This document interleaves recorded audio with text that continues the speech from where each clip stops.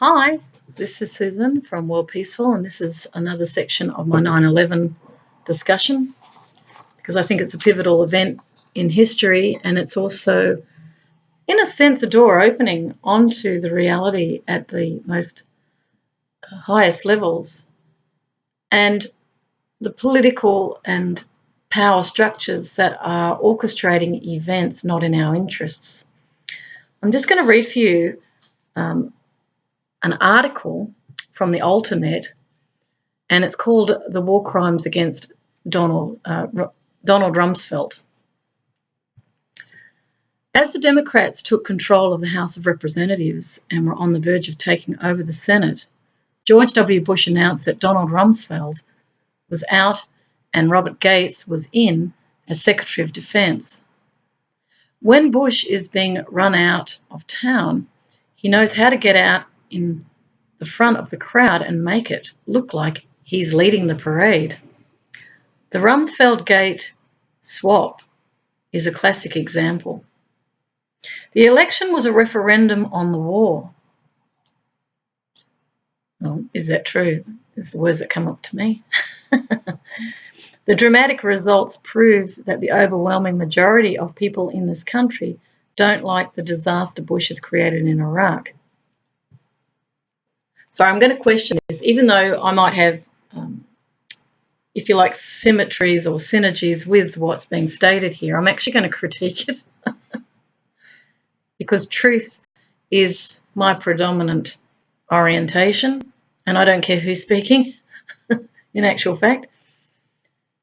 I firstly will say about the election is that the majority of Americans don't vote, and certainly those in the lower socioeconomic areas don't vote at all, and there would be a narrative around some don't even know or care because they feel so detached from their political system. And in Australia, we have compulsory voting, so people are revealing, well, we're only voting between two parties, so, who's to say what the people really think? I think there is a general tone where people are very concerned, and if I may just interject into this, in Australia we had 250,000 people marching on against the war in Iraq here in Melbourne and in Sydney. That was a sign of what the people felt. So let's just say I'm in harmony with the general thrust of that, but we have to be careful what we state.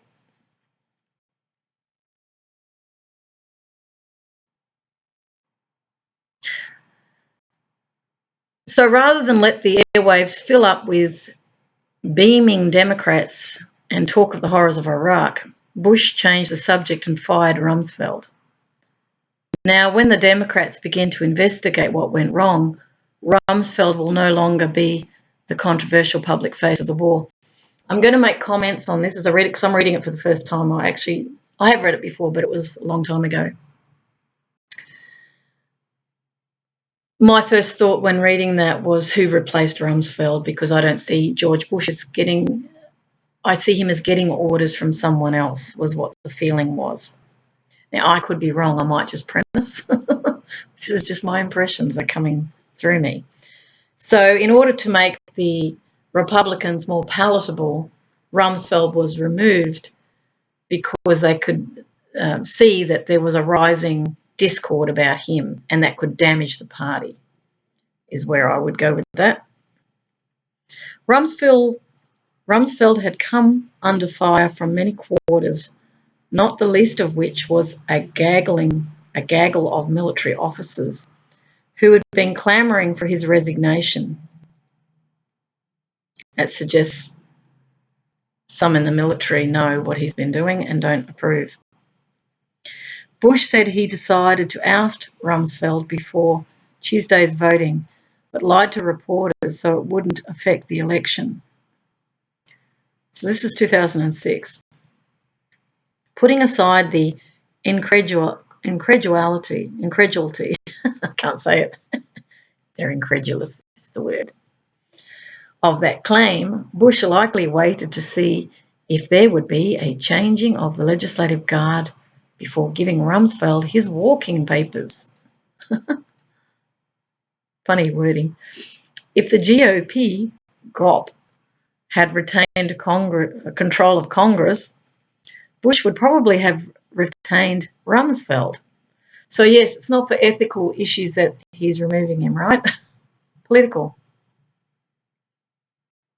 From a peace perspective, that's the problem.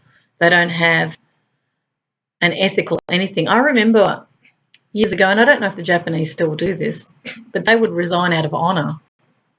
And I like that. This is when men had a sense of integrity. They'd done the wrong thing and therefore they resigned. But what we're seeing today is there's none of that anymore. It's like they cleave onto power. They don't want to let it go and they don't give a toss. The morality is just all a waste of time. Whenever I hear words about the discarding of morality, my ears prick up. That's the disconnect that justifies and normalises not caring about other people. Going deeper into that, that is the very thing that creates the great social disruption. This is what destabilises community, locally and globally. So just bear that in mind. I will keep reiterating my narrative because it's not common in the public arena, and I will talk at length about these things because I'm not going to be restricted in order to be popular. I'm not interested. I'm only interested in freedom of speech and speaking to what I feel moved to speak about. And it may take time. I'm a female, I speak. That's the communication. So we continue. But in hindsight, Bush has to wish he had ejected Rumsfeld before the election to demonstrate a new direction in the Iraq war to angry voters. It's an interesting analysis. See, the person who's writing this is thinking strategically, who's stepping into the shoes of that disconnected thought process. He goes on to say Rumsfeld's sin was not in failing to develop a winning strategy for Iraq. There is no winning in Iraq because we never belonged there in the first place. The war in Iraq is a war of aggression. It violates the United Nations Charter, which only permits one country to invade another in self-defence or with the blessing of the Security Council. Now, that is a very powerful paragraph. Scott Ritter comes up immediately, who was the one who stated how did he put it? He didn't say it was an illegal war of aggression, even though it was. Illegitimate war of aggression was his words exactly. And that they had lied in order to get into Iraq, and the weapons inspectors were a cover in order to spy on Saddam Hussein, who they wanted out because he did not comply with US edicts. So we're talking imperialism here. Dictatorial regime that has no concept of democracy at all, but uses it as a marketing narrative because there'll be PR companies, and I want to talk to them as well. You can't just disconnect and say, oh, well, they're a client. We are putting together the story in order to affect the opinions of the public.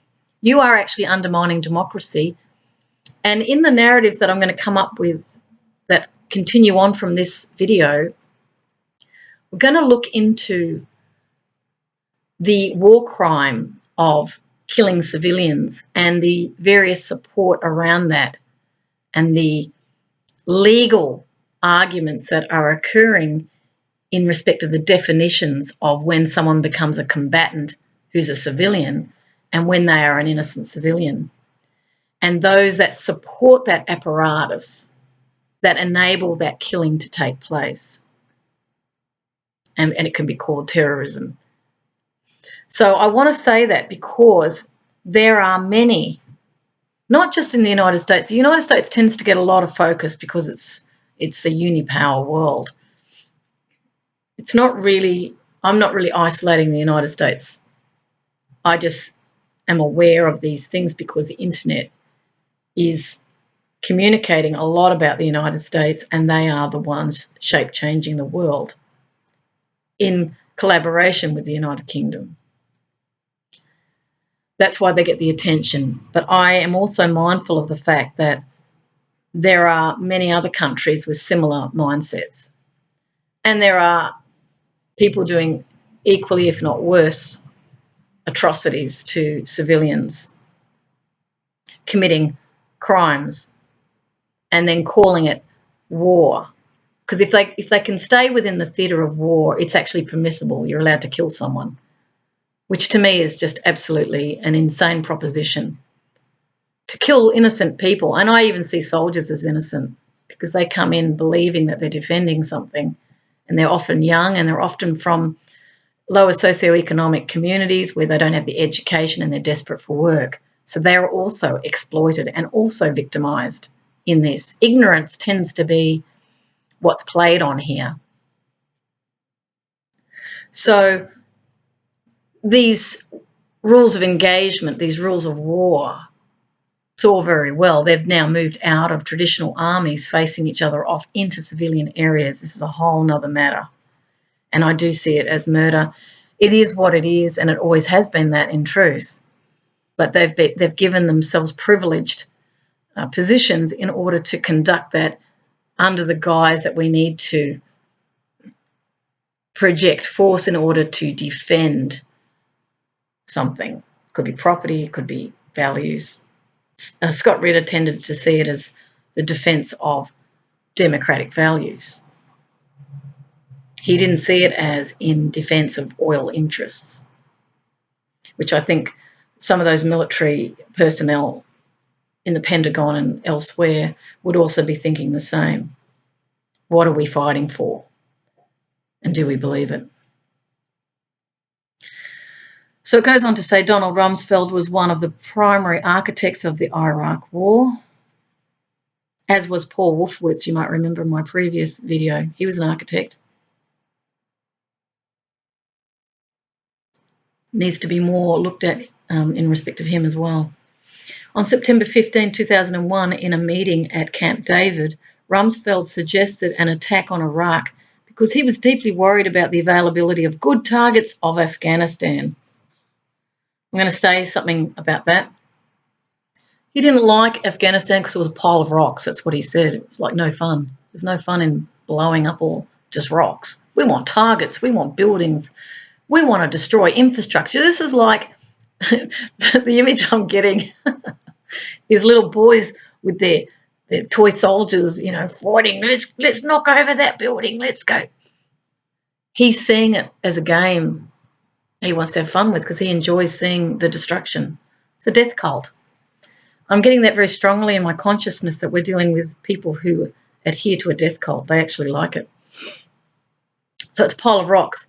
So when that event happened, I remember very clearly George W. Bush putting out media narrative about linking Osama bin Laden with Iraq. Now, Osama bin Laden, as I said in my previous video, his family were connected with the Carlyle Group. They're actually members of the Carlyle Group, Equity Investment, who buy up underperforming defence contractors. They've got a whole host of global multinationals and powerful political leaders within that group. I'm just going still for a moment because I'm getting a sense of it.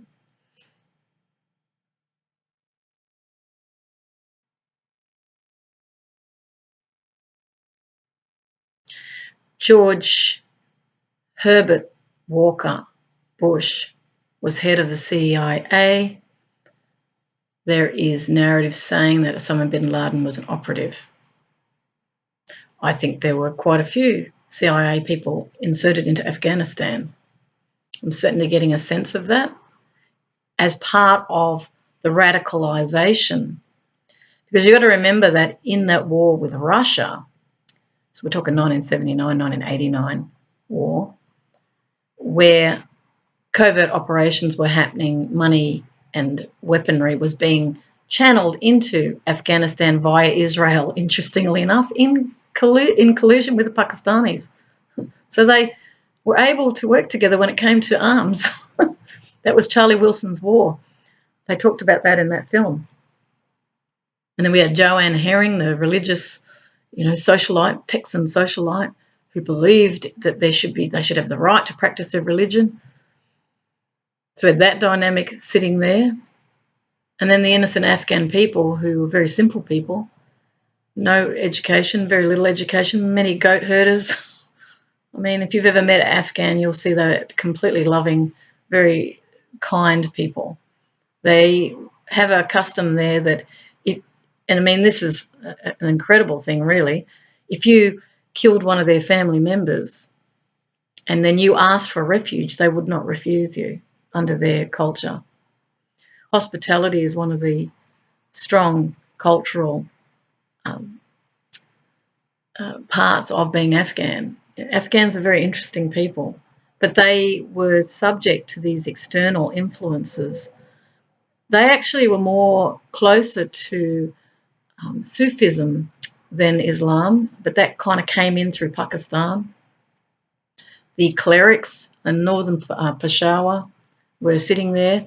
Now, the Taliban, I'm just giving you a bit of background here. The Taliban were the orphan children that came out of that Russian-Afghan war, who were raised in the madrasas in northern Peshawar in Pakistan.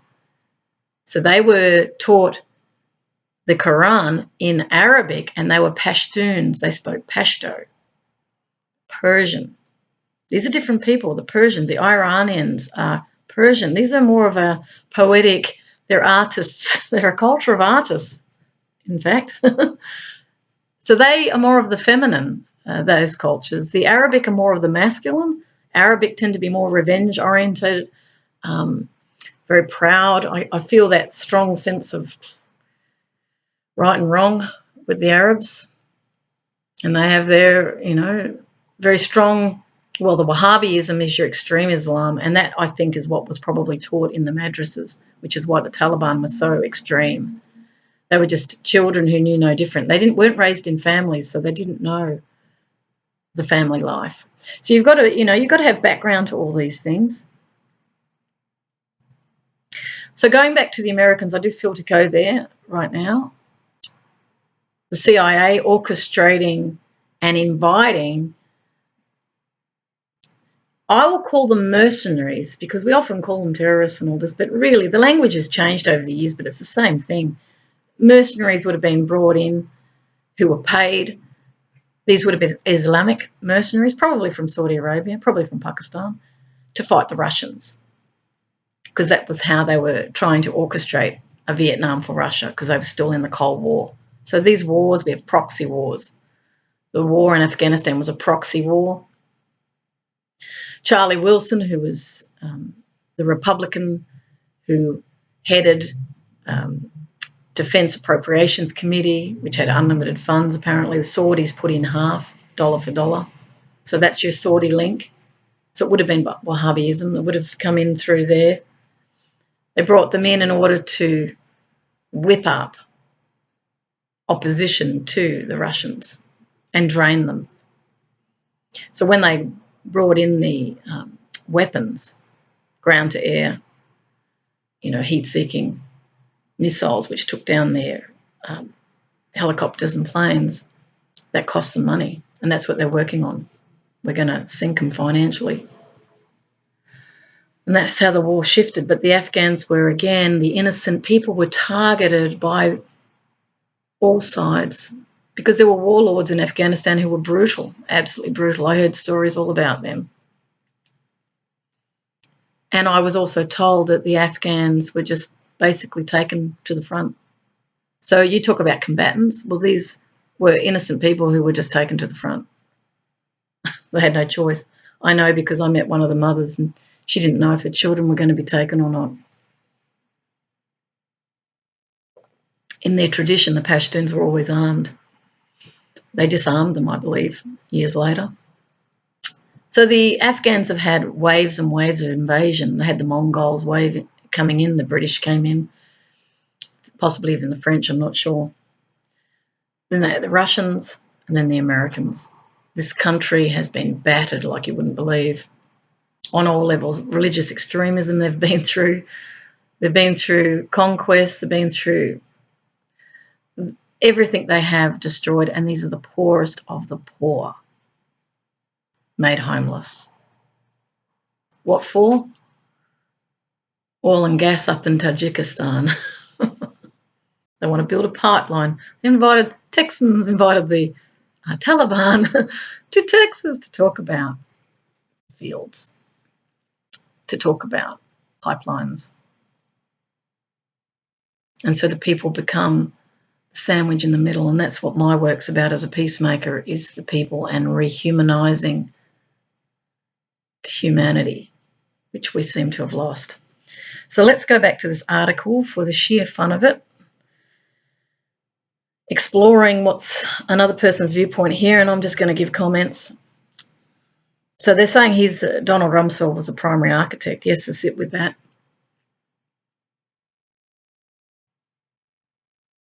The words that I keep getting and have been getting for a few days now is he's still on the run.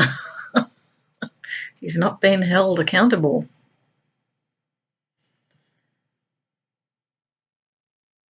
Okay, so remember I said there was good targets in Afghanistan. That took me to the pile of rocks. He wanted a target like Iraq. And as I mentioned, Bush was making a narrative about linking al-Qaeda to, or Osama bin Laden to Iraq, because they wanted to go in there.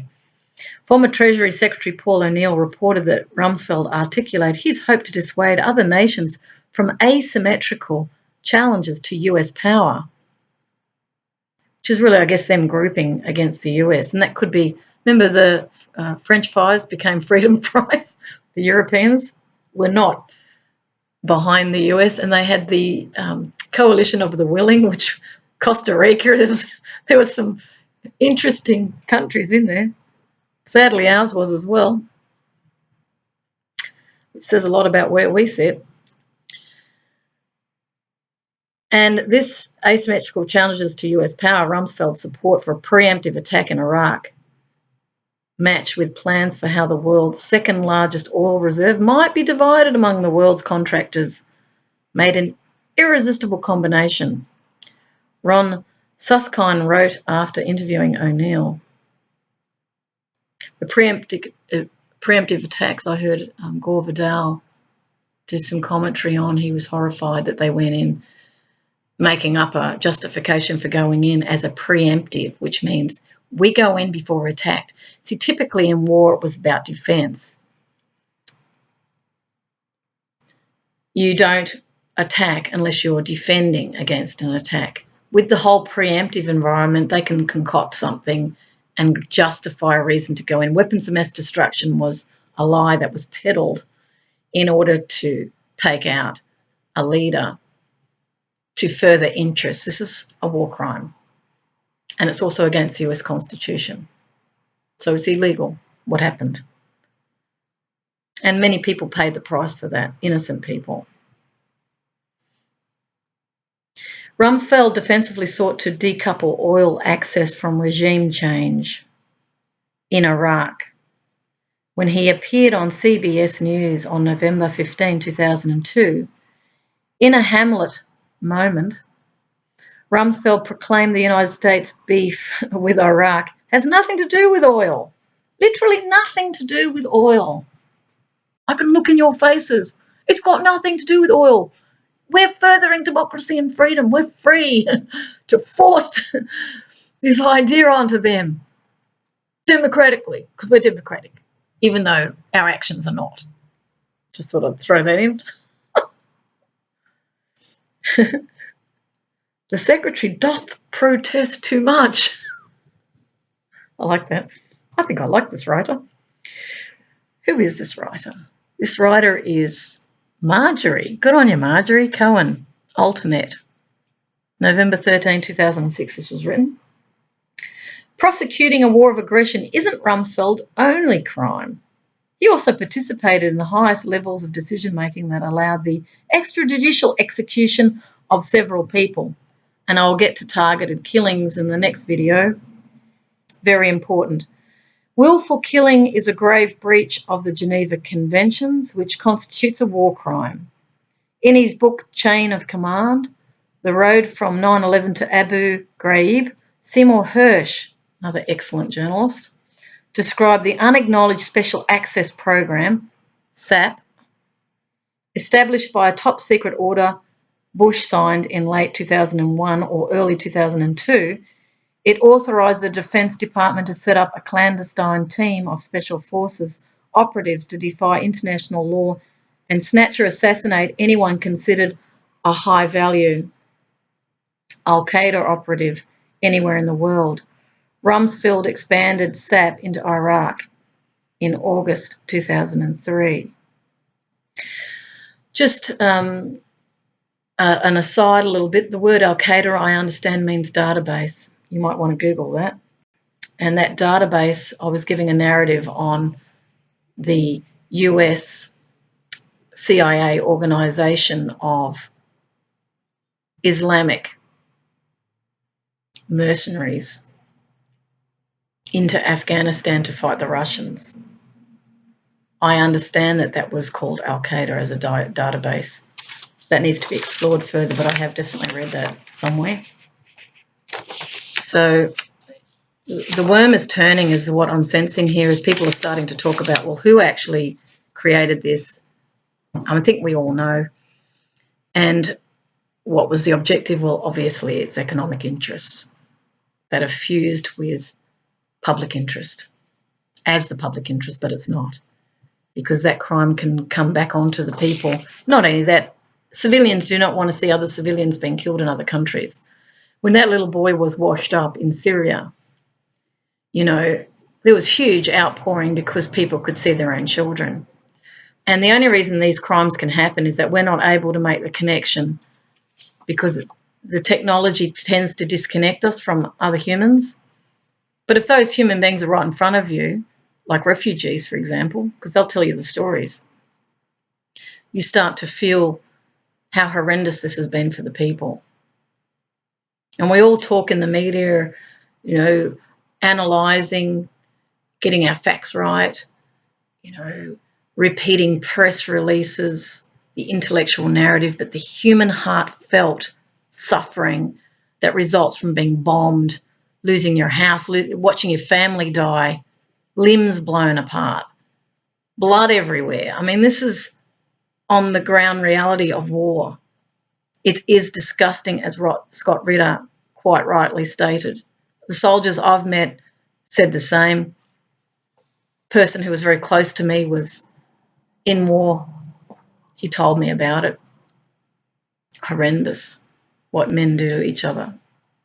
And the women and children, you know, we get sort of relegated as the women and children.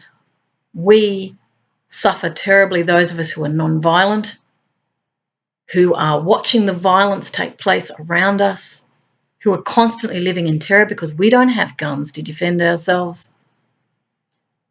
If we've got children in our care, how do you protect your children, which is your strongest instinct? What of the story of courage of all the women? In fact, a painting that I saw done by an Afghan had the women as a whole wall. They were all in chowdhury, whole wall protecting the babies that were in bubbles. They were doing it non-violently. There's your courage. Standing in front of the children to protect them from the violent men on the other side of that wall who don't know how to resolve conflict, who get whipped up or who get targeted by other violent men who justify it on the grounds of some benefit that serves people. It's a zero-sum game. In this painting, there was also, the nature was covered with a chowdhury, which is a covering. Some call them burqas. And that was making the point that even the nature, you know, is damaged. And they were trying to cover it to protect it.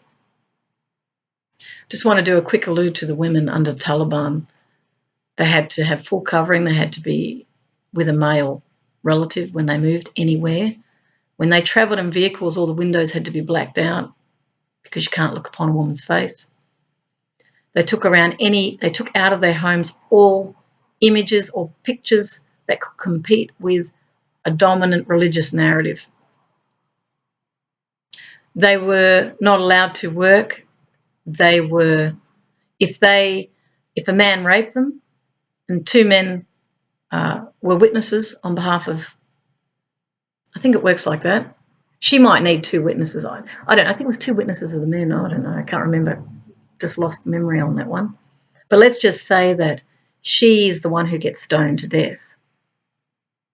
She might need quite a few witnesses to back her up, but on the balance of it, the man's word is worth far more than a woman's in that part of the world. And this is Wahhabism. This is extreme Islam.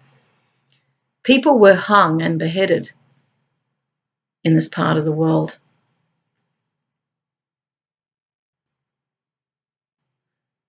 The women and men, they had to try and create schools underground at night. They had to be transferred to these makeshift schools, which were really just rooms where teachers were trying to teach children. But they had to do it very carefully or they'd be killed. There was a sense of always being targeted as a civilian. This close person to me told me he did a painting of cannons where everyone is targeted.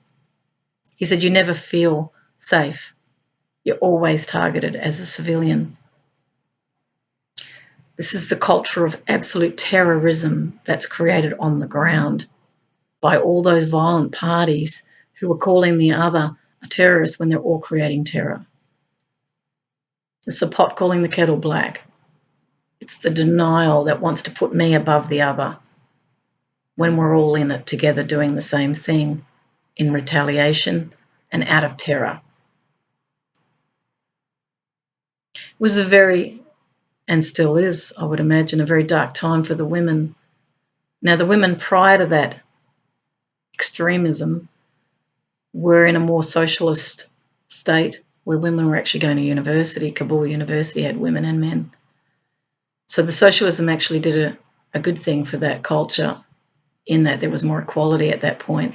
But once that Taliban came in, once Islamic extremism came in, because it sees women as chattels, women are not seen as equal.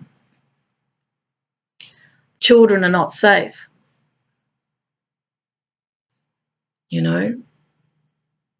So for the women, and I know of Afghan mothers who were just totally destroyed. The one I met was married off at 14.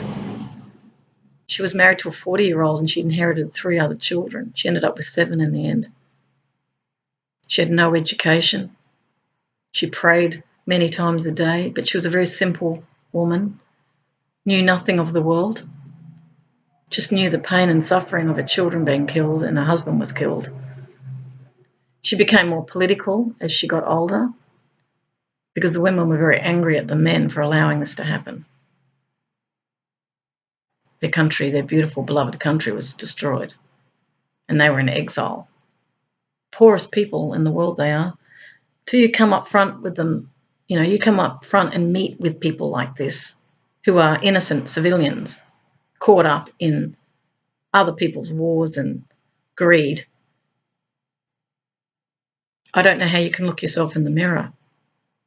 They have nothing. So when Donald Rumsfeld makes a statement about doesn't want to bomb a pile of rocks, that's a pathological mindset. He wants to go for structures so he can get off on that. That's a sickness. He's not defending the values of the United States when he's making statements like that. When there's clearly oil interests involved.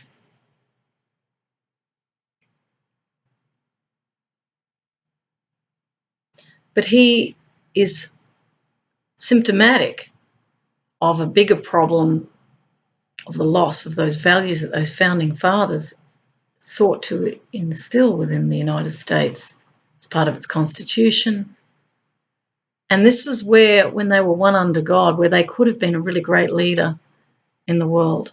The potential was there, but they lost their way. So I'll just quickly read on here. So Rumsfeld's crimes don't end there. He sanctioned the use of torture and cruel, inhuman and degrading treatment, which are grave breaches of the Geneva Conventions, and these constitute war crimes. Rumsfeld approved interrogation techniques that include the use of dogs, removal of clothes, hooding, stress positions, isolation for up to 30 days, 20-hour interrogations, and deprivation of light and auditory stimuli. According to Seymour Hersh, Rumsfeld sanctioned the use of physical coercion and sexual humiliation to extract information from prisoners. Rumsfeld also authorised waterboarding, where the interrogator induced the sensation of immediate imminent death by drowning. Waterboarding is widely considered a form of torture, and I'll just pause it there for one moment. It goes on to say that Rumsfeld was intimately involved with the interrogation of a Saudi detainee, Mohammed al-Qahtani, at Guantanamo in late 2002. General Jeffrey Miller, who later transferred many of his harsh interrogation techniques to Abu Ghraib, supervised the interrogation and gave Rumsfeld weekly updates on his progress. During a 6 weeks period, al-Qahtani was stripped naked, forced to wear women's underwear on his head, denied bathroom access, threatened with dogs, forced to perform tricks while tethered to a dog leash, and subjected to sleep deprivation. Al-Qahtani was kept in solitary confinement for 160 days. 48 days out of 54, he was interrogated for 18 to 20 hours a day. Imagine that was you. Who was the terrorist in this situation? Even though Rumsfeld didn't personally carry out the torture and mistreatment of prisoners, he authorised it. Under the doctrine of command responsibility, a commander can be liable for war crimes committed by his inferiors if he knew or should have known they would be committed and did nothing to stop or prevent them. The US War Crimes Act provides for prosecution of a person who commits war crimes and prescribes life imprisonment or even the death penalty if the victim dies. Although intending to signal a new direction in Iraq with his nomination of Gates to replace Rumsfeld, Bush has no intention of leaving Iraq. He's building huge permanent US military bases there. Gates at the helm of the Defense Department, Bush said, can help make the necessary adjustments in our approach. Well, that doesn't say anything, does it? Bush hopes he can bring congressional Democrats on board by convincing them he will simply fight a smarter war. Smarter being the operative word there is the smart weapons that they use. This is how IT can get used in weaponization and then it gets moved into commercial applications. We have to think about that. But this war can never get smarter. Nearly 3,000 American soldiers and more than 650,000 Iraqi civilians have died and tens of thousands have been wounded. Our national debt has skyrocketed with the billions Bush has pumped into the war, if not trillions. Now that there is a new day in Congress, there must be a new push to end the war. That means a demand that Congress cuts off its funds and the question of why those funds were made available. And the war criminals must be brought to justice. This is the key point here, beginning with Donald Rumsfeld. On November 14, the Centre for Constitutional Rights, the National Lawyers Guild, and the organisations will ask the German federal prosecutor to initiate a criminal investigation into war crimes. Just getting a cough.